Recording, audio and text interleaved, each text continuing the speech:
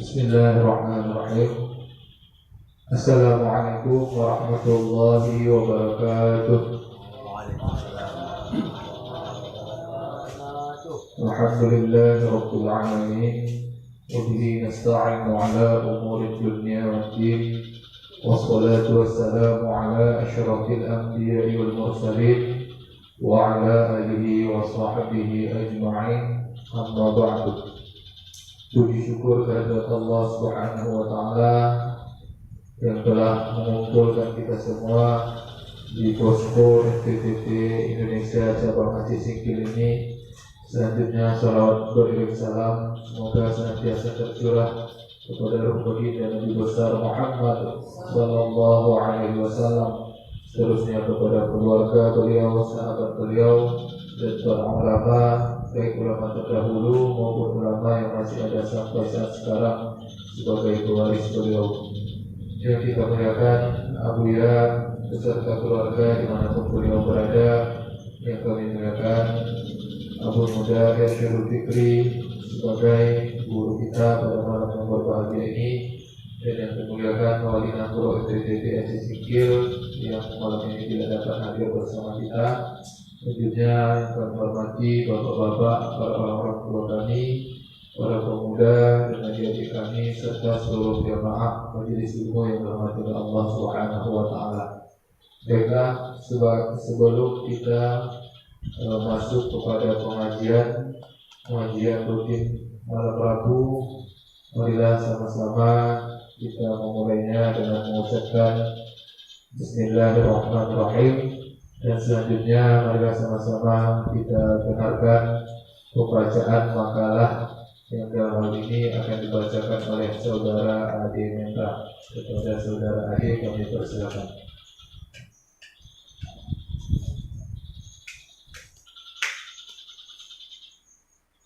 Bismillahirrahmanirrahim. Assalamualaikum warahmatullahi wabarakatuh.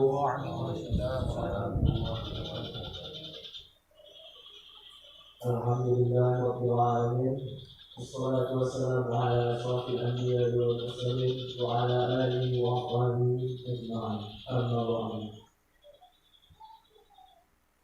Yang dimuliakan Allah, ayah kita Abu Syekh Haji Ahmad Wali Al-Khalidi, semoga Allah senantiasa memberikan rahmat dan serta salamnya kepada guru kita dimanapun berada.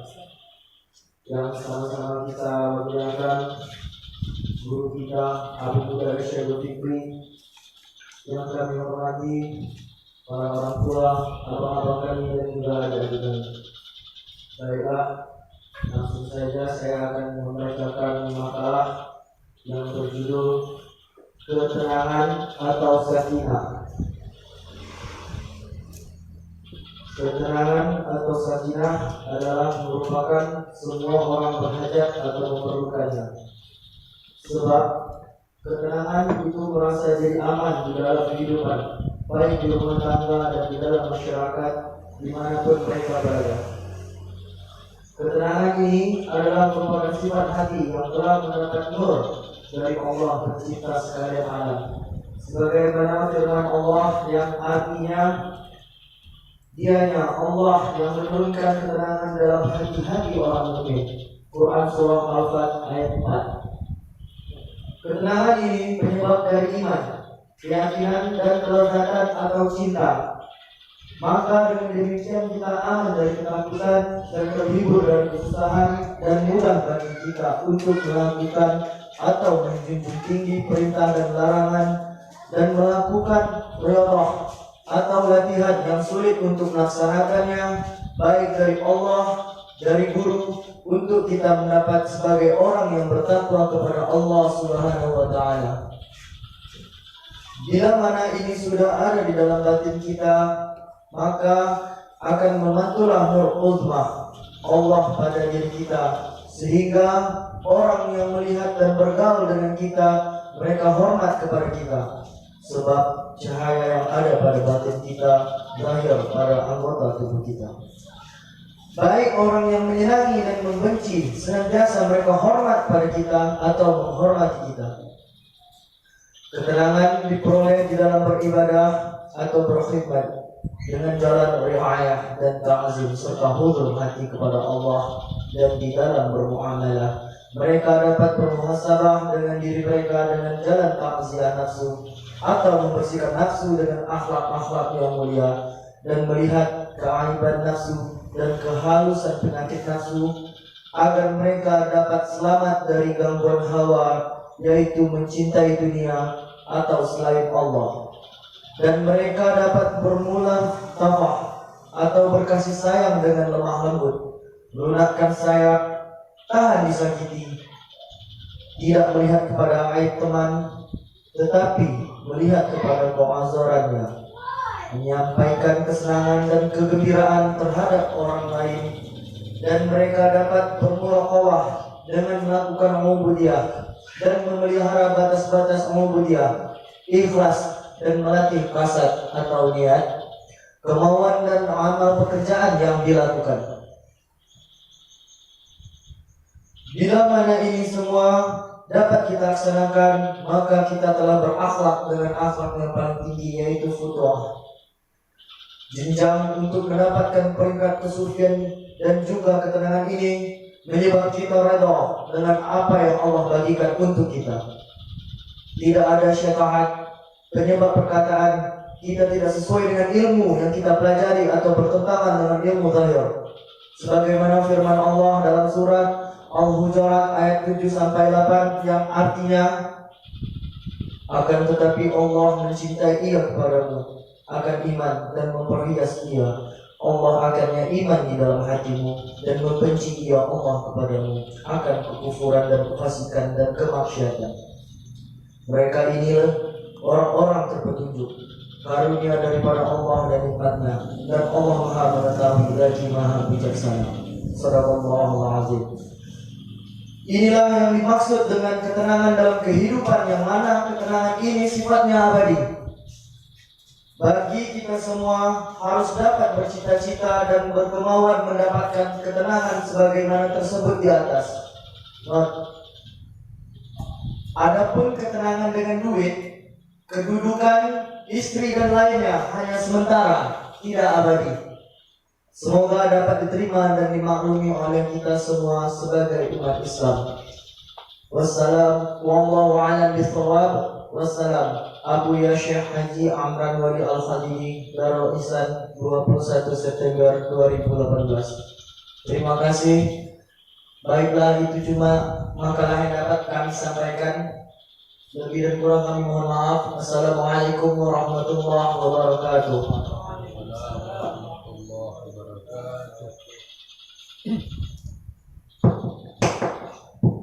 Terima kasih kita ucapkan kepada saudara Adi Mendra yang telah membacakan makalah Abu Ya. Selanjutnya, hadirin yang dirahmati Allah, marilah sama-sama kita ikuti pengajian yang dalam hal ini akan disampaikan oleh guru kita Abu Muda Irsyadul Fikri. Pada Abu kami persilakan dengan segala hormat. Bismillahirrahmanirrahim. Assalamualaikum warahmatullahi wabarakatuh.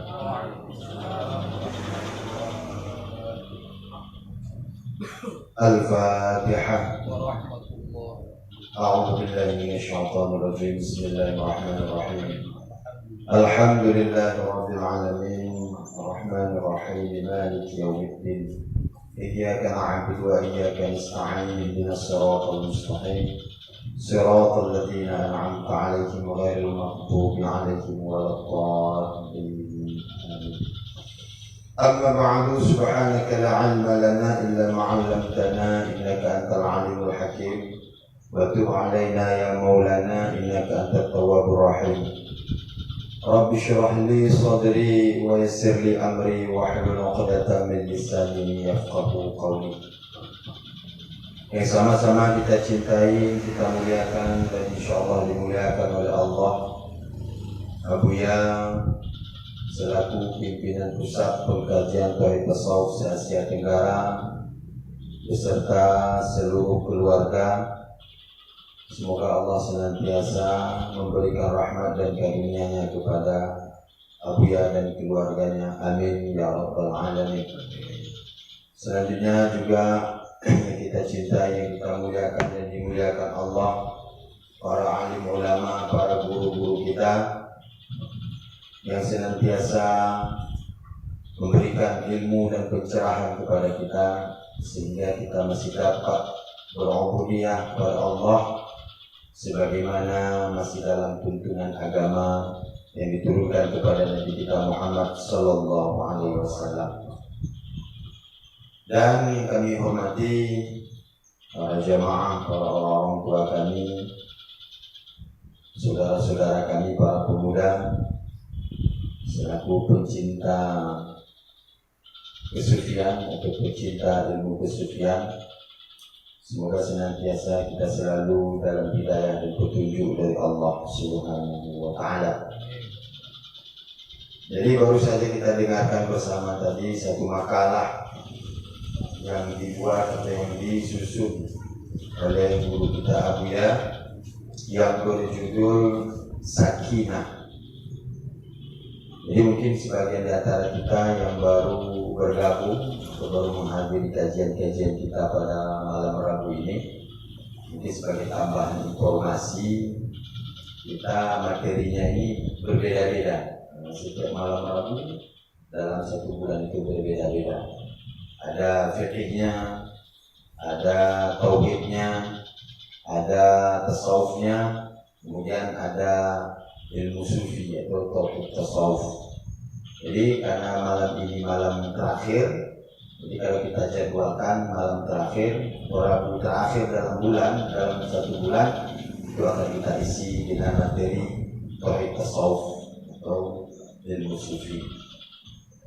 Jadi ilmu sufi ini memang suatu kebutuhan untuk umat Islam dewasa ini, karena diakibatkan umat Islam dewasa ini sudah sangat terlalu cintanya terhadap dunia, sehingga umat Islam dewasa ini telah merasa jauh dari Allah Subhanahu wa Ta'ala, diakibatkan karena terlalu cinta kepada dunia. Karena kata Rasulullah, hubbud dunya ra'su kulli khati'atin. Cinta dunia itulah pangkal segala kesalahan. Apapun perbuatan yang salah kita lakukan itu dikarenakan kita cinta terhadap dunia. Salah satu membuktikan kita cinta dunia atau tidak, yaitu maut. Kalau kita masih merasa takut ajal mendekat, atau ajal yang datang, berarti kita masih terlalu tinggi cinta kita kepada dunia. Artinya orang yang tidak lagi cinta kepada dunia, dia sudah siap untuk bertemu dengan yang dicintainya, yaitu Allah Subhanahu wa Ta'ala. Jadi oleh karena itu makanya dalam pengajian kita, dalam MPTT kita ini diajarkan salah satu ilmu sufi ini untuk menghilangkan, untuk membersihkan sifat-sifat nafsu kita untuk mencintai kepada dunia. Jadi baik, mungkin pada malam ini materinya yang sudah kita dengarkan bersama tadi yaitu sakinah. Sebagaimana juga yang telah disampaikan oleh Abu Yari dalam makalahnya, sakinah ataupun ketenangan ini memang harapan ataupun dambaan semua orang. Harapan dan dambaan semua orang adalah ketenangan. Ketenangan ini adalah perbuatan hati, artinya tempatnya di hati.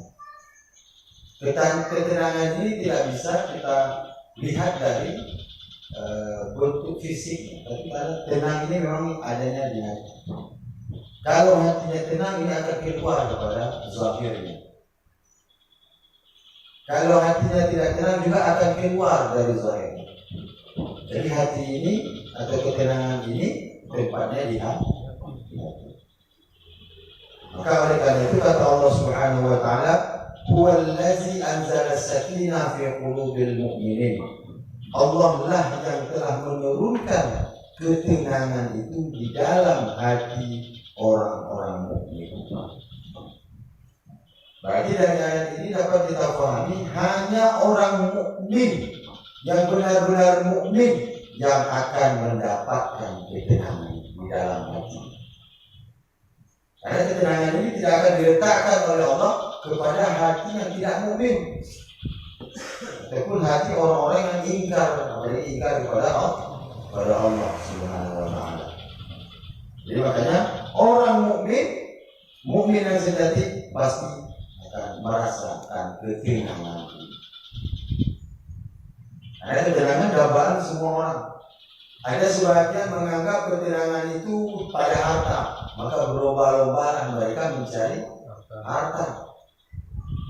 Ada yang menganggap ketenangan itu pada jabatan dan pangkat, maka berlomba-lomba orang mencari pangkat dan jabatan. Ada yang menyangka ketenangan itu dengan banyak keluarga, maka berlomba-lomba mereka bersama-sama dengan keluarga. Padahal hakikat daripada sakinah ketenangan itu letaknya di hati. Bukan kepada apa yang kita miliki, bukan daripada apa yang kita punya, tapi memang sudah Allah letakkan di hati. Artinya sebanyak apapun harta kita, setinggi apapun jabatan kita, sebanyak apapun sanak saudara kita, kalau Allah belum menempatkan sakinah dalam hatinya, maka dia tidak akan merasa tenang. Bahkan sebaliknya akan merasa gundah dan gelisah. Semakin banyak harta, semakin susah, bukan semakin tenang, karena telah disibukkan dengan dunia, disibukkan dengan harta. Bagaimana menjaga harta, bagaimana besoknya untuk menambah harta, itu saja yang disibukkan oleh Allah dalam hati.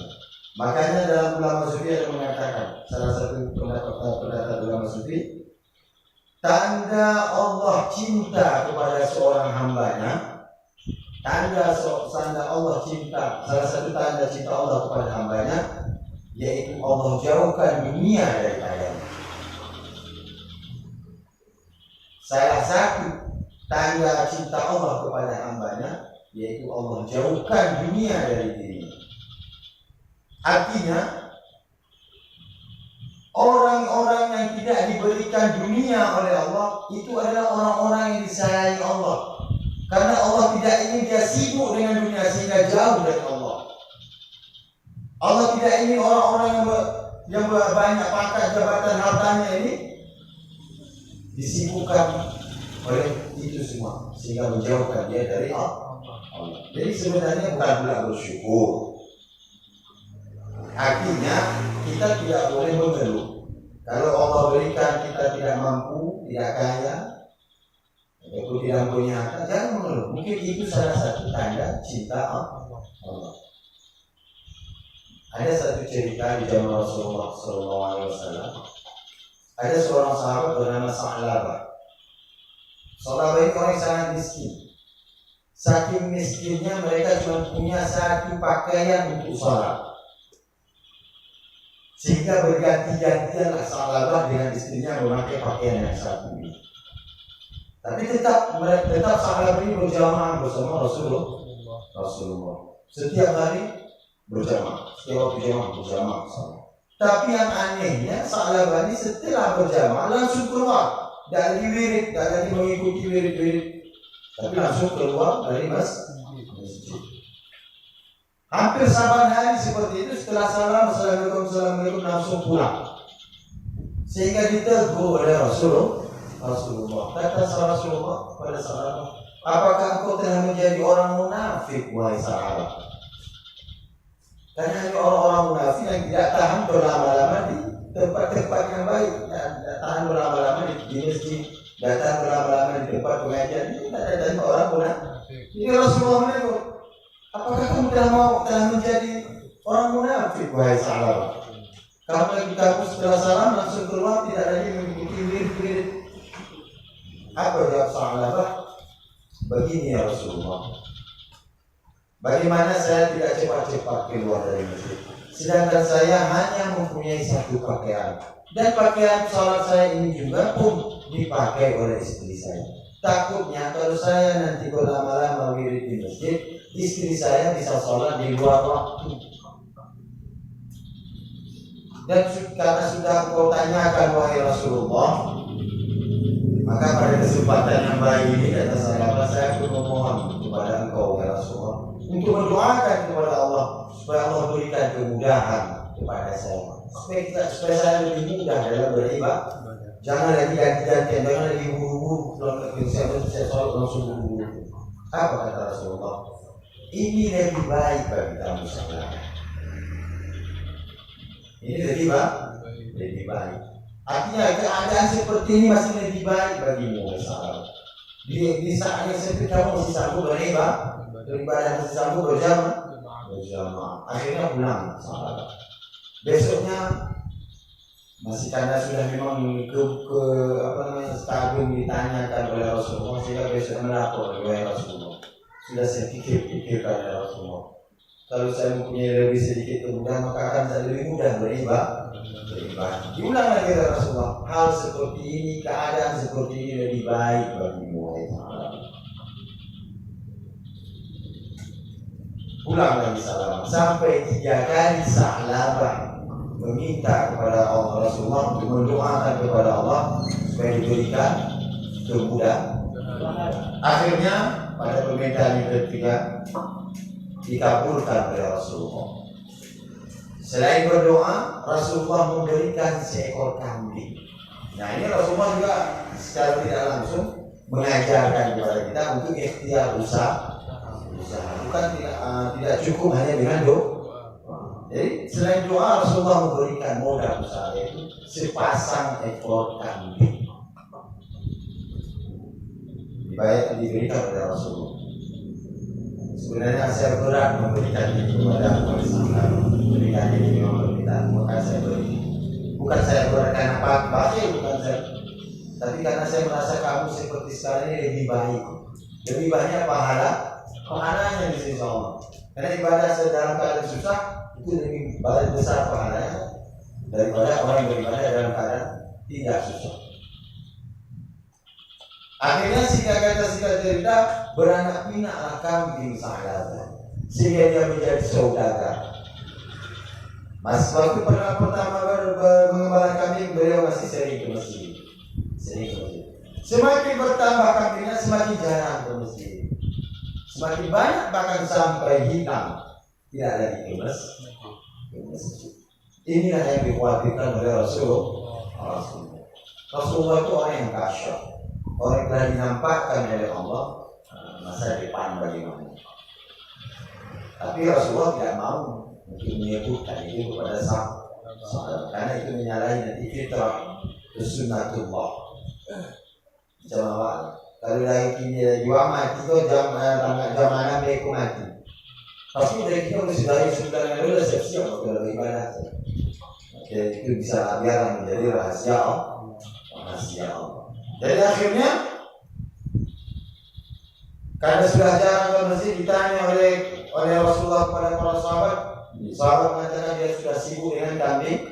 Coba hitung kambingnya, apakah sudah cukup zakat atau tidak? Kata Rasulullah. Diutus utusan untuk menghadap sahabat. Jawaban Sa'labah, ini hasil usaha saya. Saya yang mengusahakan, jadi saya tidak mau mengeluarkan zakat. Dia merasa rugi kalau sudah terlalu cinta kepada dunia. Sehingga sampai wafat Rasulullah dia tidak pernah mengeluarkan zakat. Bahkan di akhir hayat Rasulullah, ketika itu Rasulullah meminta lagi, dia sudah mau mengeluarkan. Tapi Rasulullah menolaknya. Pas ketika zakat, sampai tahun zakat di penghujung hayat Rasulullah, waktu mau diserahkan zakat ditolak oleh Rasulullah. Jadi setelah wafat, setelah Abu Bakar diangkat menjadi khalifah, Sa'labah ingin bayar zakat kepada Abu Bakar. Ya Abu Bakar apa? Rasulullah saja menolak, apalagi saya. Akhirnya sampai wafat, sampai mati saudara ini, dia tidak bayar zakat karena tidak ada yang mau menerima zakat. Nah dari cerita ini, ini apa kita ambil hikmahnya, yaitu pertama sekali ini tanda cinta Allah tadi kepada seorang hamba. Yang mana cinta inilah sumber utama untuk menumbuhkan sakinah di dalam hati, sebagaimana tadi penyebab utama ataupun untuk mendapatkan ketenangan ini yaitu dengan cara kita memantulkan nur uzmah sehingga nampak cahaya-cahaya Allah di dalam batin. Artinya kita tumbuhkan dulu cinta kita kepada Allah, baru ketenangan ini akan datang. Karena kalau cinta kepada selain Allah, jangan harap akan ada ketenangan. Bahkan kata susah. Cinta ke anak, terlalu cinta ke anak. Akhirnya apa yang kamu tidak tahan, tapi kita anak. Cinta kepada kepeng, itu juga orang-orang tidak tanam waktu itu malu banyak kepeng. Pasti kali bongkar, dari mana kali sungki ya. Jadi tidak ada tenang. Tapi kalau cinta kepada Allah, maka ini tidak akan menimbulkan kegundahan, bahkan menimbulkan ketenangan. Karena kita yakin, karena orang yang cinta itu orang yang telah yakin. Tidak akan mungkin timbul cinta kalau belum yakin. Kalau ibarat pepatahnya tak kenal maka tak kenal itu artinya yakin. Kalau belum yakin tidak mungkin timbul cinta. Jadi setelah timbul cinta maka timbul ketenangan. Contoh, kalau awak tahu cinta istri awak kepada awak akan mudah baikkan manusia itu. Tidak awak khawatir karena ia selingkuh. Kenapa? Karena awak tahu bagaimana cintanya suami istri kita kepada dia. Kita tidak akan mungkin lagi merasa ragu. Bahkan kamu tenang, saya silakan boleh. Ini pernah dites oleh Allah kepada Ayub. Iblis berkata kepada Allah, wahai Allah, saya melihat Nabi Ayub itu, si Ayub itu beribadah karena banyak hartanya. Kata Allah, teslah. Dites, dihilangkan seluruh harta Ayub oleh iblis la'natullah, dibakar. Datang putusan, datangnya menjelma menjadi manusia, datang ke Ayub, uang lama-lama beribadah, ini rumah uang, toko uang, terpanggang saja. Kamu jawab Ayub, itu milik Allah. Jadi bila Allah nanda, bebas dimanggil. Lain dari melapor ke Allah. Iya Allah, ini masih mampu beribadah, keturunannya banyak, anak istrinya banyak. Tes, insya Allah, diizinkan oleh Allah. Ini untuk menenangkan. Tes kata Allah pada iblis. Tes lagi, dimatikan anak-anak Ayub. Lapor lagi kepada Ayub. Ayub, karena sebarang orang penyakit ini. Anak itu titipan Allah. Anak itu amanah Allah. Jadi punya Allah yang punya lima. Apa ngecek kan? Lapor lagi kepada Allah. Wahai Allah, Ayub itu mau beribadah kepada karena masih sehat bukan? Tes kata Allah. Dites Ayub dengan sah. Ketika itu baru dia mengeluh. Mengeluhnya bukan mengeluh yang tidak baik, tapi mengeluh yang baik. Kata Ayub, wahai Allah, ya Allah, kalaupun engkau sakitkan badanku, kalau engkau habiskan badanku ini, aku ridha ya Allah.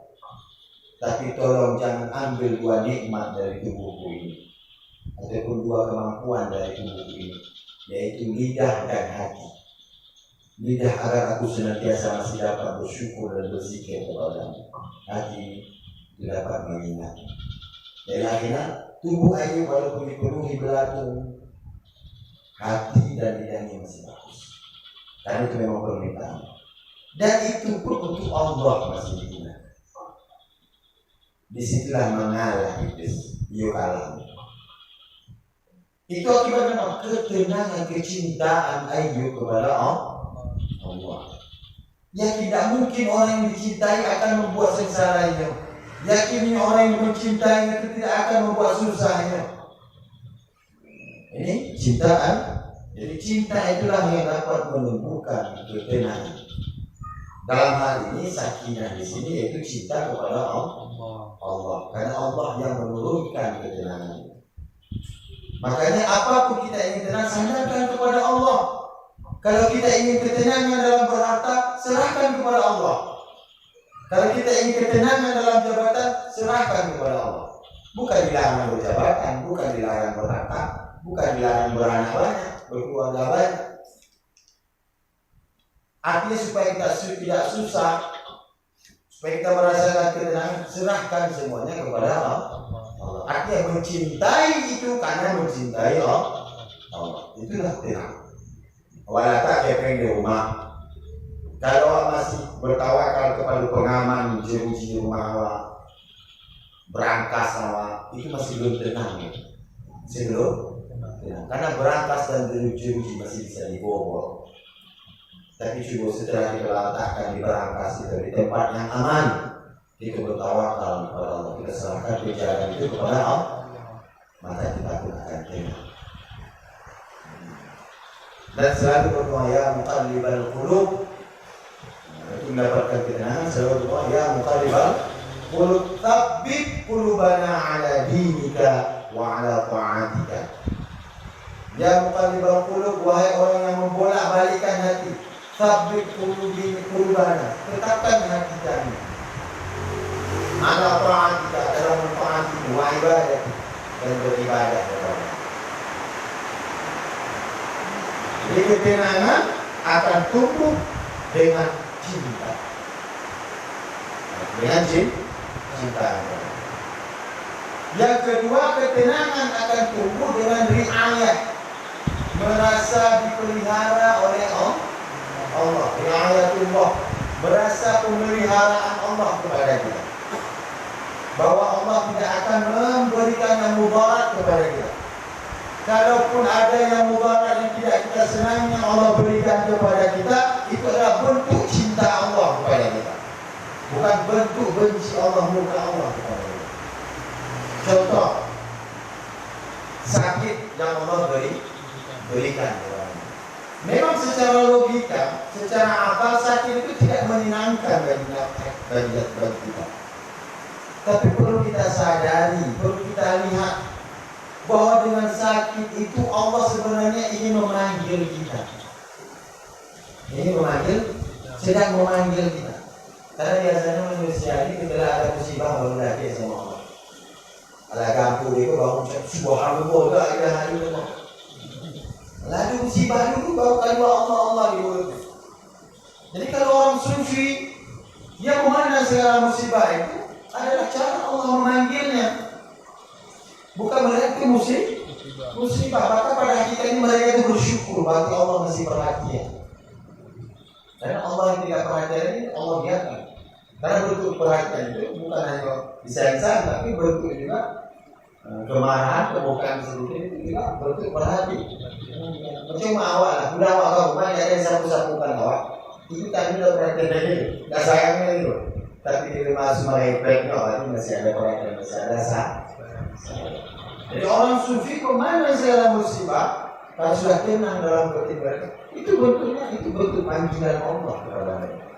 Seakan-akan Allah memanggil dengan mesra mereka, dekat kepada. Yang pertama menumbuhkan rasa cinta ini dengan cinta yang sebenarnya kepada Allah. Cintanya akan timbul dengan yakin akan timbul dengan ilmu. Artinya ilmu tentang Allah pun harus kita ketahui. Lalu yang kedua untuk menumbuhkan ketenangan ini yaitu dengan merasa dipelihara Allah, riayatullah, merasa kita dipelihara oleh Allah. Karena tidak ada yang dapat memelihara kita selain Allah. Pernahkah kita merasakan pemeliharaan Allah? Sebenarnya sering Allah memelihara dan nampak dengan. Itu contoh banyak nakal-nakal di waktu sekolah dulu. Ketika engkau bolos, tanda bolos dikaji oleh guru, melompat pagar 2 meter, terlompat kan tu. Tapi waktu pulang tu boleh lompat, dah berani lagi tu. Waktu lagi tadi, mengapa bisa terlompet? Disitulah ayat pemeliharaan Allah. Karena pemeliharaan Allah ini tidak pandang buruk, mau kita lakukan yang baik, yang buruk, Allah masih memelihara. Lebih-lebih lagi Allah memelihara kita dalam ibadah kita. Allah selalu ingatkan dalam ibadah kita untuk beribadah kepadanya. Jadi yang kedua, cara menumbuhkan sakinah adalah merasa kita dipelihara oleh Allah. Yang ketiga, untuk mendapatkan ketenangan ini adalah ainul yakin. Ainul yakin kepada Allah. Artinya iman kita kepada Allah harus sampai iman ainul yakin. Karena iman ini ada apa? Ada ilmu yakin, ada ilmu yakin, ada ainul yakin, ada hakul yakin. Jadi iman itu harus hakul yakin. Artinya sebenar-benar keyakinan kita kepada Allah. Jadi kalau ini tidak ada dalam kita, dalam diri kita, maka jangan harap Allah akan turunkan sakinah. Karena mukmin tadi, artinya orang mukmin, orang yang beriman, inilah tandanya kita mendapatkan sakinah dari Allah. Artinya iman itu sendirilah sakinah yang sebenarnya yang Allah berikan kepada kita. Karena dengan iman itu kita merasa Allah menjaga kita. Karena dengan iman itu kita merasa Allah melihat kita. Karena dengan iman itu kita dapat merasakan pemeliharaan Allah. Nah, kalau sudah yang tiga ini berarti kita sudah tenang. Sudah ada yang lihat, sudah ada yang jaga, sudah ada yang perhatikan. Sudah merasa jadi kalau tidak ada yang tiga ini, tidak ada cinta, tidak ada yang ayatullah, tidak ada iman yang yakin, ataupun akul yakin, maka ini ketenangan ini tidak akan tumbuh dalam hati kita. Jadi mudah-mudahan dengan ketenangan ini, sebenarnya masih panjang ini. Ketenangan ini ada hasilnya, ada buahnya. Ini dari sebab atau cara supaya dapat ketenangan. Sebenarnya ada efek daripada ketenangan itu. Jadi mungkin insya Allah pada pertemuan yang akan datang kita akan membahas tentang kegunaan ataupun efek daripada ketenangan yang ada dalam hati orang mukmin. Insya Allah pada pertemuan yang akan datang. Jadi seperti biasa, sebelum kita tutup, kita berikan kesempatan kepada saudara-saudara orang tua kami dapat mengajukan 1-2 buah pertanyaan, baik yang menyangkut kajian materi kita pada malam ini ataupun yang lain, hal-hal ibadah kita kepada Allah. Kepada saudara-saudara kami persilakan.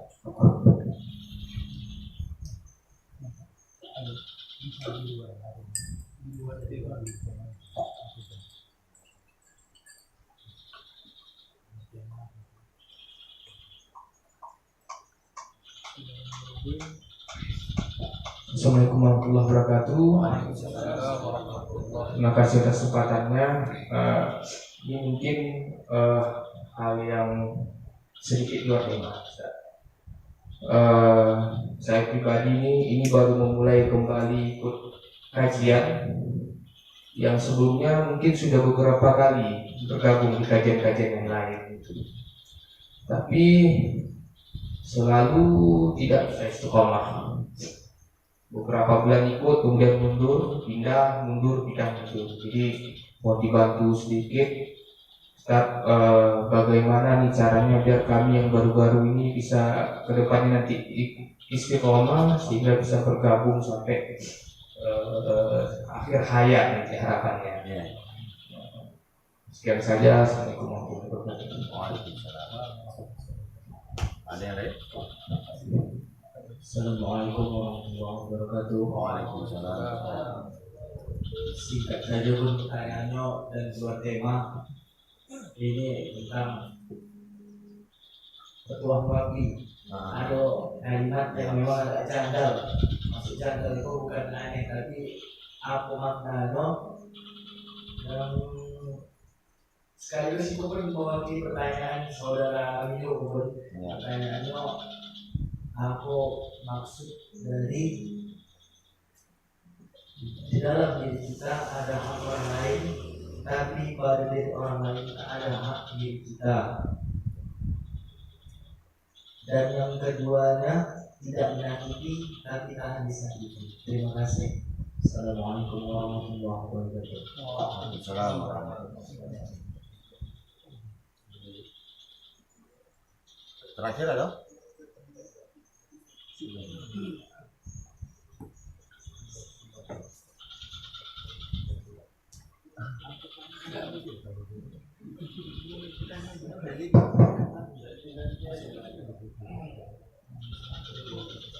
Assalamualaikum warahmatullahi wabarakatuh.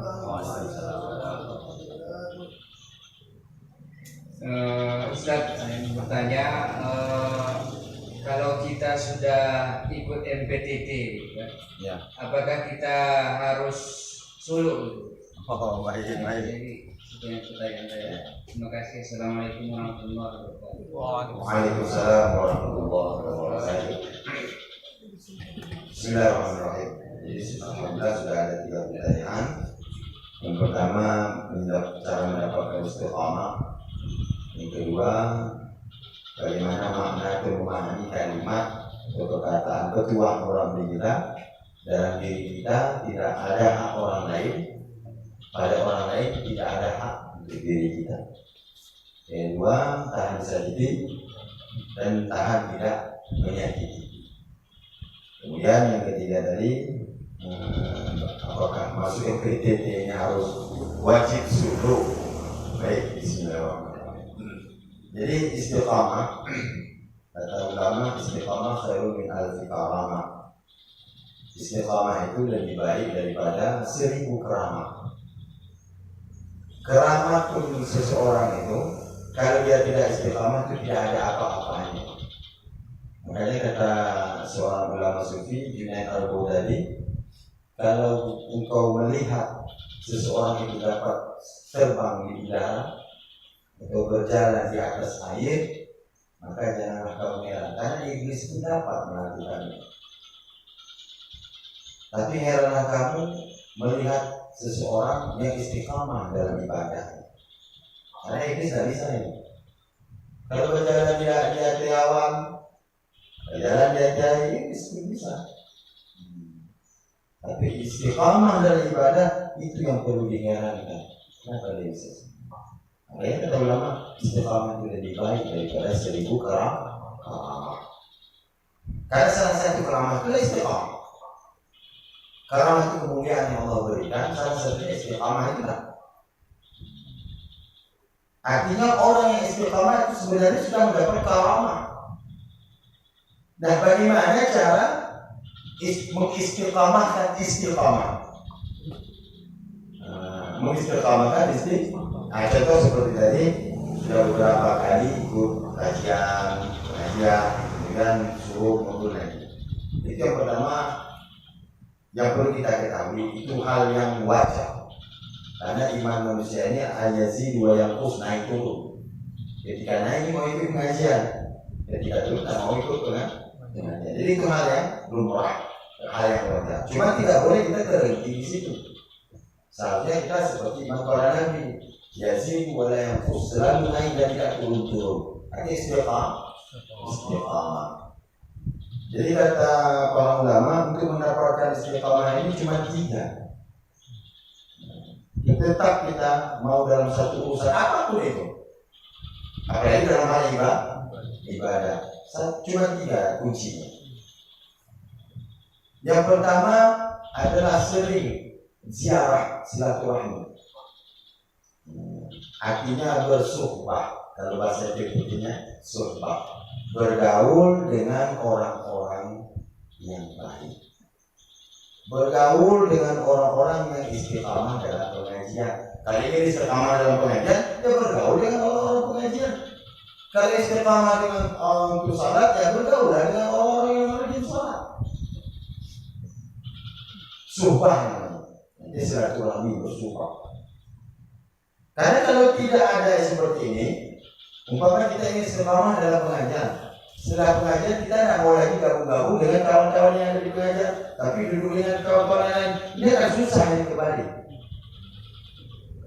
Makanya salah satu program PPT membentuk posko ini kan posko dari nama PPT tadi. Ini salah satu untuk bisa membentuk lingkungan, satu lingkungan di sini. Karena manusia ini lebih sering dia berubah dengan lingkungannya. Faktor lingkungan itu yang banyak mempengaruhi. Makanya dibuat posko supaya bisa duduk setelah pengajian, bisa duduk. Kemudian setelah kita bekerja penat selalu memikirkan dunia, masuk ke posko, bercerita ibadah, bercerita muamalah. Ini akan mengurangi kecintaan kita dan ini menetapkan hati kita. Ini yang sudah dijalankan oleh jemaah-jemaah PPT yang ada di Jakarta. Mereka itu bukan pula pekerjaan seperti ini, mereka itu orang yang super sibuk sebenarnya. Ada yang kontraktor, ada yang kantoran, banyak super sibuk di Jakarta. Tapi mampu mereka untuk istiqamah. Kalau setiap pengajian pasti hadir. Kenapa? Karena mereka mewajibkan diri mereka sebelum pulang ke rumah dari kantor wajib singgah di posko walaupun 5 menit. Duduk di posko itu tidak hanya membahas masalah dunia, karena di posko ini kita dilarang membahas dua politik dan dunia, ekonomi. Tidak boleh dalam posko ini membahas politik dan ekonomi. Jadi orang Jakarta, nanti jemaah-jemaah kita di Jakarta, setelah pulang dari kantor, setelah tempat pekerja yang sudah dipenuhi oleh duniawi saja, singgah di kantor, singgah di posko. Karena di posko itu sudah ada orang-orang yang istiqamah dalam pengajian. Jadi orang-orang yang sudah istiqamah ini dapat menularkan, menular. Itu yang pertama, itu bersumpah. Nah ini mungkin langsung menjawab pertanyaan yang ketiga yang berhubungan dengan sumpah. Nah, visi misi PPT adalah untuk menciptakan atau menjadikan masyarakat atau umat Islam ini dekat dan cinta kepada Allah. Salah satu cara atau jalan untuk dekat dan cinta kepada Allah adalah dengan mengikuti Rasulullah. Apapun yang dilakukan oleh Rasulullah kita ikuti.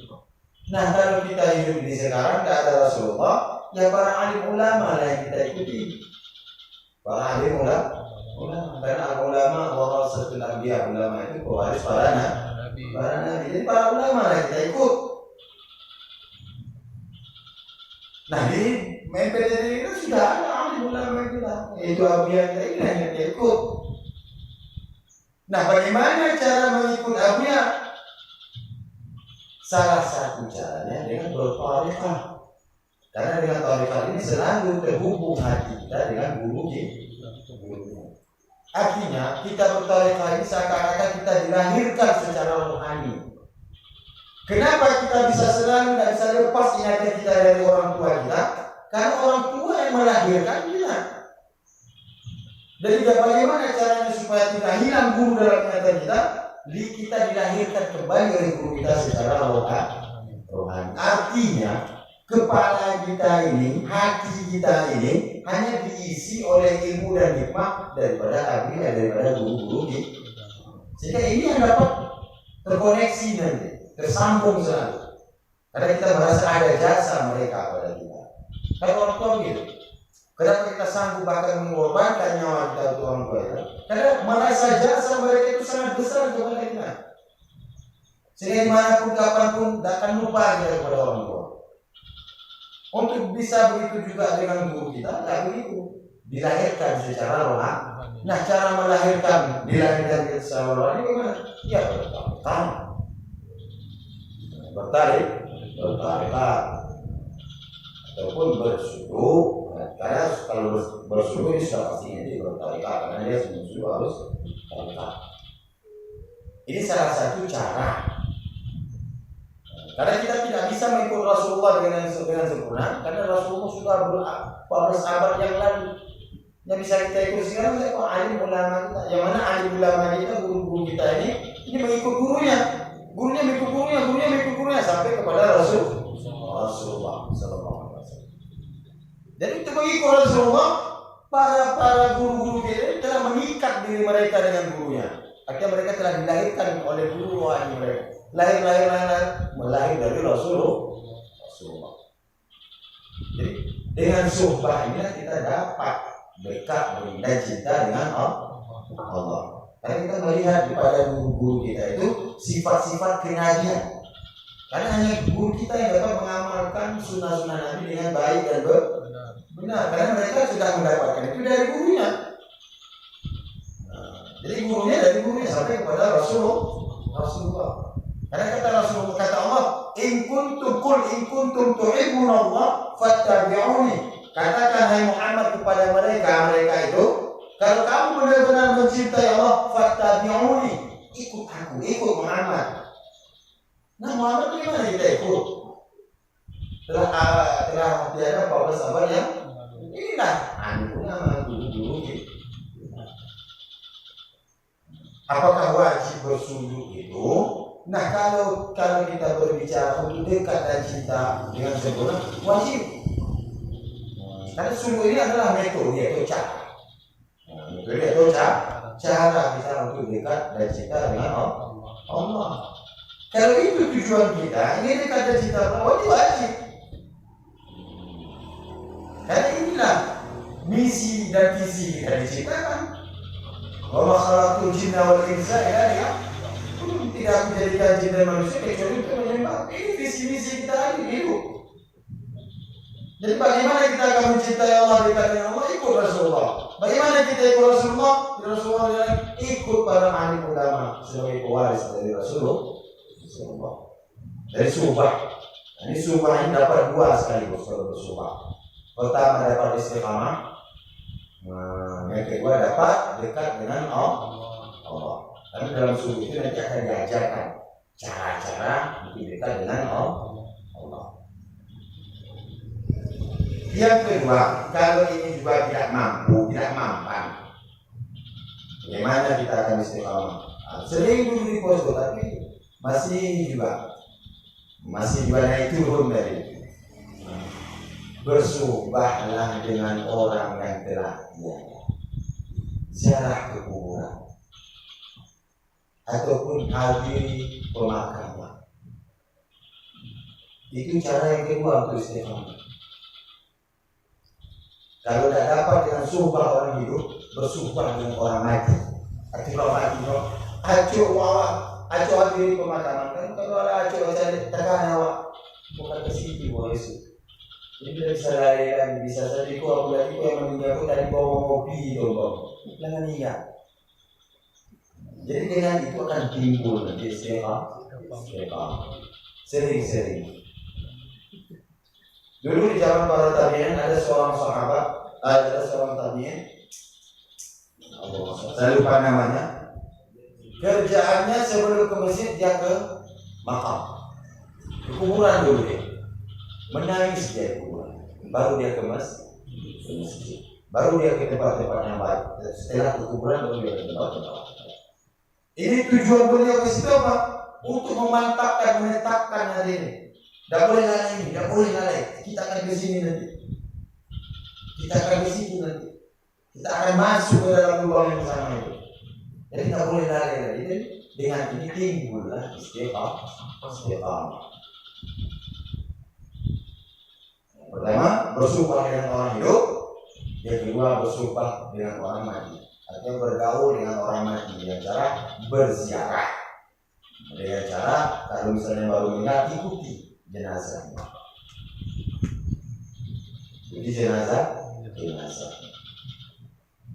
Nah, yang ketiga, ini dengan memang doa dan usaha kita.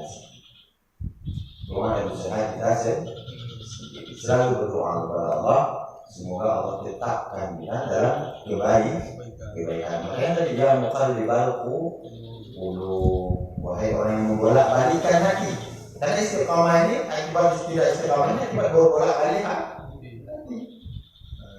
Kemudian jangan lagi, ini mungkin terjawab ini pertanyaan yang kedua tadi. Kalau hati sudah tetap, yang muqallibal qulub, wahai orang yang membolak-balikan hati, sabit qulubi Sesuatu mana saat tetapkanlah hati-hati kami ala ta'atika dalam taatimu wa ala ibadatika dan dalam beribadah kepadamu. Nah, kalau sudah tetap ibadah kita sudah lalai dengan Allah. Kita sudah lalai dengan Allah. Kalau kita sudah lalai dengan Allah, maka kita akan berakhlak dengan akhlak Allah.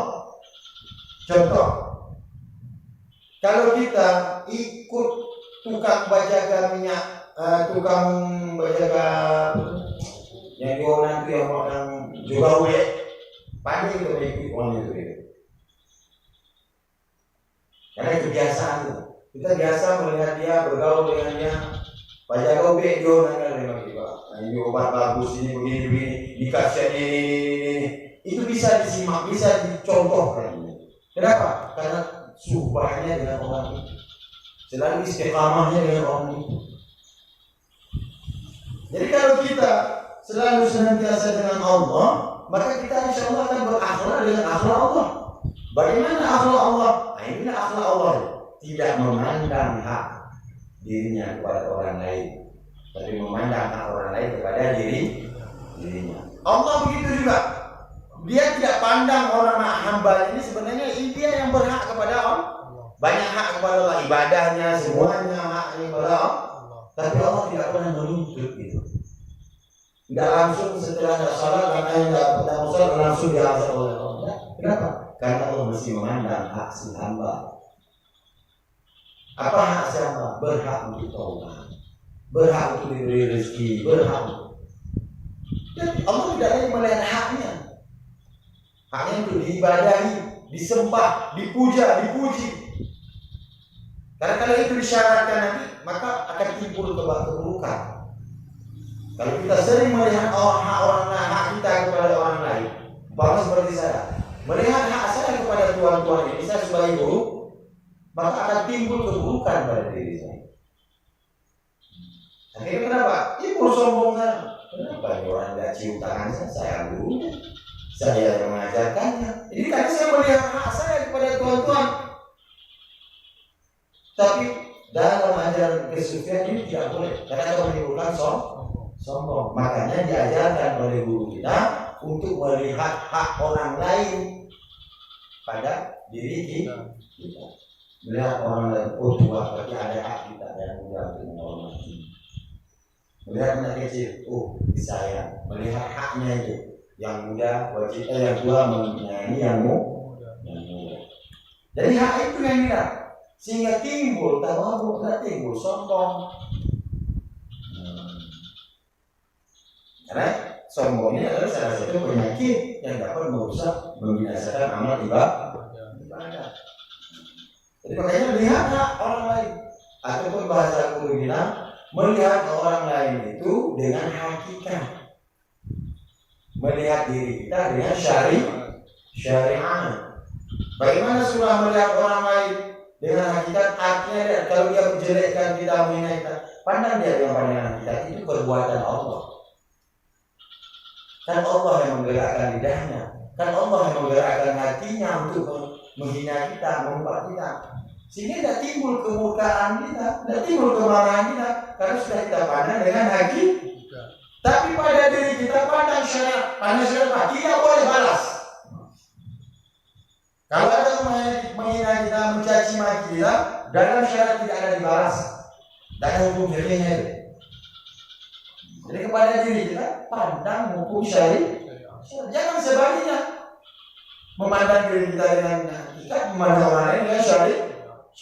Inilah akibatnya nanti kalau kita pandang orang lain haknya banyak pada kita. Akhirnya kita sombong. Akhirnya anak kita tidak cintakan kepada kita, sudah ada lain dalam hati. Ini kurang ajar. Kurang ajar mereka. Tidak sopan sedikit, tidak ada adab sedikit. Timbul apa? Ini tidak boleh ditimbulkan. Boleh ditimbulkan dengan cara mengajari, untuk mengajarkan. Jadi itu sampai adab, kurang ajar. Karena mungkin dengan itu dia mau sadar. Supaya bukan beradab kepada kita maksudnya, supaya dia bisa beradab dengan orang lain, supaya dia melihat hak orang lain ada pada dirinya, tidak melihat haknya kepada orang lain. Ini mana tidak memandang hak orang lain kepada dirinya, terbalik ya, memandang hak dirinya kepada orang lain, tapi memandang hak orang lain kepada diri. Artinya banyak ini melihat orang bodoh, dia bukan melihat hak dia, tapi melihat hak orang tersebut pada dirinya. Apa haknya diajari, sehingga mau mengajar. Saya sudah ada berarti berhak untuk mengajari. Melihat haknya kepada kita berhak untuk mengajar. Karena orang tidak tahu orang bodoh. Kita dititipkan ilmu sedikit oleh Allah. Lihat hak orang bodoh. Jangan lihat hak diri kita alim dia bodoh. Sehingga kan sombong kita. Wah, wajib mengasih kebaikan pakai bacaan waktu. Itu untuk menghindari sifat-sifat yang tercela seperti itu. Makanya dibuat saja dengan itu rumus namanya. Yaitu membuat satu rumus. Jangan lihat hak kita kepada orang lain, tapi selalu lihat hak orang lain banyak sekali yang belum kita tunaikan, yang belum kita berikan. Hak orang tua banyak yang belum kita tunaikan. Hak tetangga kita banyak yang belum kita tunaikan. Hak orang lain belum. Jangan pandang seakan-akan hak kita tidak ada kepada orang. Artinya, sebagaimana Pak jasa orang atau jasa itu diingat-ingat atau melalui. Artinya jasa kita tidak perlu ingat, tapi ingatlah jasa orang tersebut. Itulah maknanya memandang orang lah. Jasa orang itu di kanan, jasa waktu kan di kanan hukuman. Sehingga itu akan menuntut hak akan terkena oleh jasa itu. Orang ada pandang membantu dengan saat pandangnya mengisi semua daripada membantu orang kan ibu jadinya begitu. Kenapa? Karena tidak mengingat jasa. Itulah jangan lihat hak kita kepada orang lain, tapi selalu melihat hak orang lain ada pada diri kita. Kemudian salah satu imbasnya apa? Kalau kita selalu melihat hak orang lain pada diri kita, imbasnya yang kedua tadi, akhirnya kita tahan bisa kita. Tapi kita melihat dia yang berhak, saya berhak dipukul, saya berhak dihina, akhirnya kita tidak membalas. Tahan bisa kita. Dan tahan tidak menyakiti karena sudah melihat hak dia lebih besar kepada kita daripada hak kita kepada dirinya. Dia akan timbul, ini efek namanya. Efek daripada melihat hak orang lain pada diri kita, akhirnya kita tahan tidak menyakiti dan tahan bisa. Karena kalau tidak ada melihat hak ini susah mengamalkan tahan sakit ini. Umpama datang anaknya dicaulinya ngomong datang seorang anak berkata yang kurang ajar kepada si ayah. Itu kalau ayah tidak memandang hak anak kepada dirinya, maka langsung menampar, langsung apa? Karena saya orang tua tidak boleh dikasari seperti ini, tidak boleh. Tapi kalau dia masih melihat hak anaknya butuh ilmu lagi, butuh pembimbing lagi, maka dia akan lembut. Itu aja, itu begini. Nah, itu berarti laki-laki itu sudah melihat hak anaknya, bukan melihat hak diri. Kalau melihat hak diri ada ditampilkan, ada ditambahnya, karena tidak ada haknya. Si anak membilang tidak ada hak anak berkait suami di depannya. Kenapa melihat haknya kepada siapa? Seorang ayah kalau melihat anak, maka akan disayang kepada anak. Kalau tidak melihat itu, maka tidak akan sayang. Karena akan membalas menyakiti. Dikasarinya wah, PC gue gitu, sekali ditambah 2 kali boleh. Ada yang melihat hak orang lah. Tapi kalau melihat orang lain saat dia ditambah sebelahnya, dia di sebelah tidak ada. Akhirnya tidak tahan, tidak untuk membalas. Karena telah terlihat hak-hak orang lain kepada diri. Dan karena terlihat itu pandangan haji kita. Jadi itu maksud rumus daripada yang digambarkan oleh Abu itu. Sebenarnya penjabarannya itu lebih luas lagi. Mungkin secara simpelnya seperti itu. Memahami maksud melihat hak orang lain pada diri kita, tidak melihat hak kita kepada orang. Ya jasa orang lain selalu kita kenang, jasa kita dirubah, Kita lupakan biasa. Bahkan dalam hukum fikih sekalipun kayak gitu. Utang uang ke awak, utang awak ke uang, harus awak tanya. Utang uang ke awak, harus mengatakan akan nikmat sendirinya tuh. Akan nikmat sendirinya itu. Contoh rupanya dalam diri itu. Dapat tekanan belajar utang kan. Tiba-tiba itu rasa bayar utang rupanya. Bahwa ini sama sekali tidak pikir lagi loh. Itu kan timbul kesana. Tapi cuma kadang-kadang lama makannya lama, tidur lama. Tapi juga dibayar utang, tapi juga lewat bulan malah. Kenapa? Karena selalu mengingat utang orang. Jadi utang uang kayak ini, utang orang dari lain-lain, utang uang kayak ini salah. Jadi begitulah makna daripada melihat hak orang lain, tidak melihat hak dirinya, tahan tidak menyakiti dan tahan ketika disakiti. Tapi tetap bukan berhakikat maknanya. Ketika hukum fikih tetap berlaku. Ini secara pandangan batin. Umpama orang tua kita dibunuh, secara hukum fikih ada qisas. Boleh kita qisas. Bukan berarti kalau Allah PT dari hukum fikih kita jalan syariat, tarikat kita jalan. Artinya syariat kita jalankan. Tarikat tetap kita jalankan. Akhirnya tetap ma'rifat penting. Jangan mentang-mentang itu akhirnya mereka malah beda antara pasrah. Pasrah apa itu? Beda pasrah dengan sabar. Beda antara pasrah dengan sabar. Kalau ditampau ada sampai nama itu pasrah namanya. Pasrah bukan yang bisa sabar. Tapi kalau sabar apa? Tetap karena ini. Tetap dikarenakan hukum sebelum dibalik dikarenakan hukum sederhana. Sekali jadilah, 2 kali jadilah, 3 kali jadilah, 4 kali antara jangan tahu. Baik, jadi mungkin itu yang bisa dijelaskan dengan simpel dan mudah. Dari insyaallah kali ini kita amalkan, ini akan timbul sakinah ini. Akan timbul sakinah ketenangan. Bapak tidak ada nawar tetapi kiawalu hati orang lain. Tidak pihak uang saja. Bagaimana pembantu ini tetapi kini motor usaha pihak. Jadi dapat naik ke motor. Karena bukan itu pemikiran yang lain. Jadi begitu. Baik, mungkin ada khusus itu.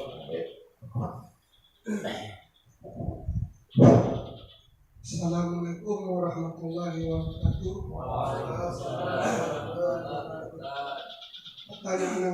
Pertanyaan Bapak Abang di luar dari kaji itu Ambo. Pertanyaan Ambo, masalah kalau kita masuk tarikat itu kan kita punya radikah. Apabila suatu saat itu tuh tidak cinta lagi kepada radikah itu, apakah kita bisa berpindah mencari radikah yang lain? Pertanyaan yang kedua, apakah bisa kita masuk tarikat yang lain? Sekian, terima kasih. Ada 2 lagi.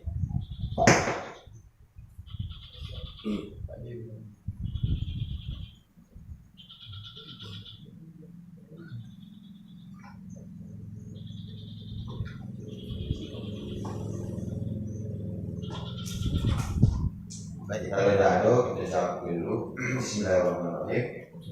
Jadi mungkin kalau kita ngobrol badannya udah ditahan.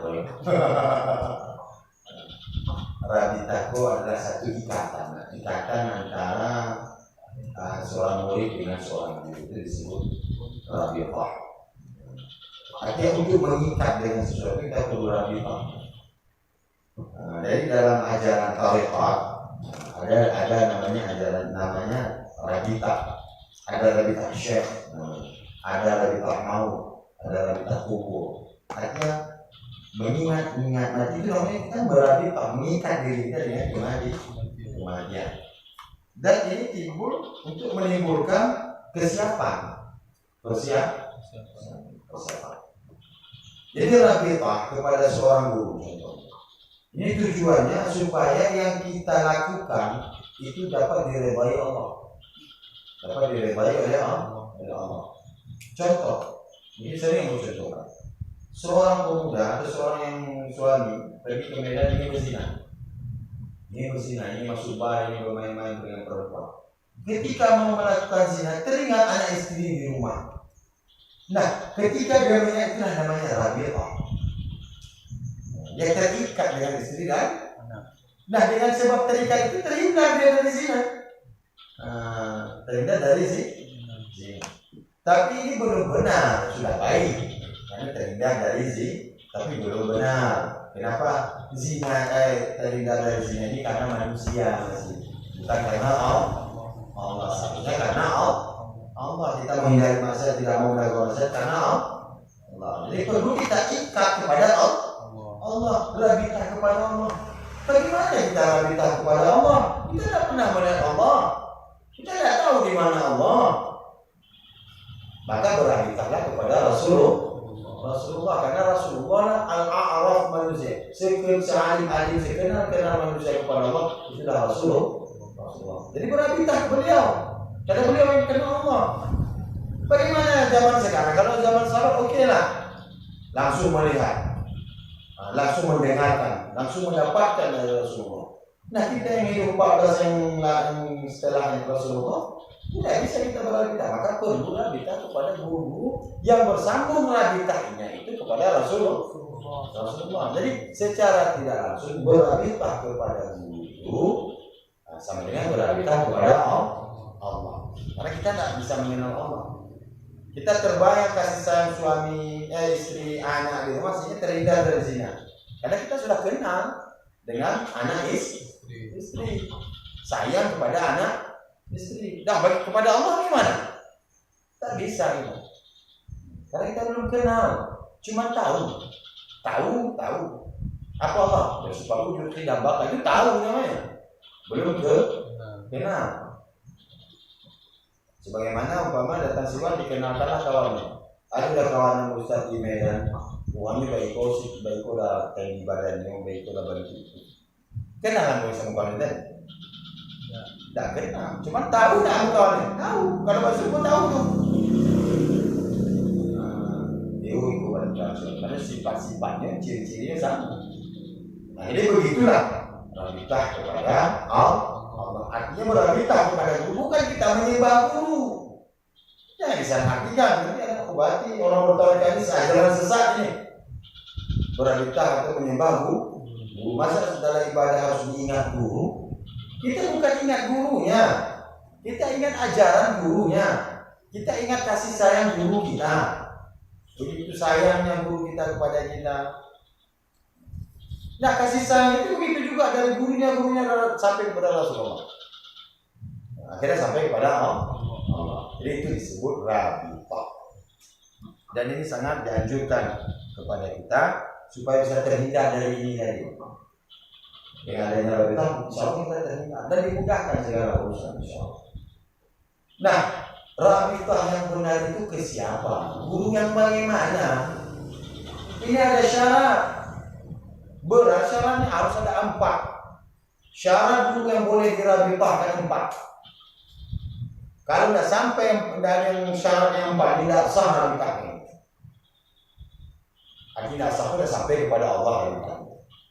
Yang pertama, ilmu syariatnya itu sahih, menguasai ilmu syariat, ilmu fikih, tauhid, tasawuf tahu. Artinya murid-muridnya ini, orang-orang yang meminta petunjuk kepada dirinya ini bisa dia jelaskan secara hukum fikihnya. Kalau ditanya masalah tauhid bisa dijelaskan, ditanya masalah tasawuf, akhlak bisa dijelaskan. Artinya ilmu sahih, ilmunya sahih. Artinya belajar kepada gurunya belajar kepada gurunya belajar kepada gurunya sampai kepada Rasulullah. Artinya kalau dalam dunia pesantren disebut bersanad. Ada sanad keilmuan. Artinya rantai keilmuan itu ada bersambung sampai kepada Rasulullah. Ini syarat yang pertama. Artinya kalau seorang yang mengaku-ngaku guru tarekat, biasanya guru tarekat disebut mursyid, mengaku-ngaku mursyid, mengaku guru tarekat, tidak bisa menjelaskan ilmu syariat, maka ini tidak sah. Jadi kita limpahkan. Yang kedua, tariqatnya. At-tariqatu sharih. Tariqatnya, artinya ilmu tariqatnya itu sharih. Sharih itu ada juga sanadnya, mana? Dia siapa yang angkat dia jadi mursyid? Nah, gurunya siapa sampai kepada gurunya siapa yang angkat sampai kepada Rasulullah. Dan dalam ilmu tariqat dia menguasai ilmu tariqat itu. Apa kegunaan tariqat, bagaimana cara mengaplikasikan tariqat dalam kehidupan.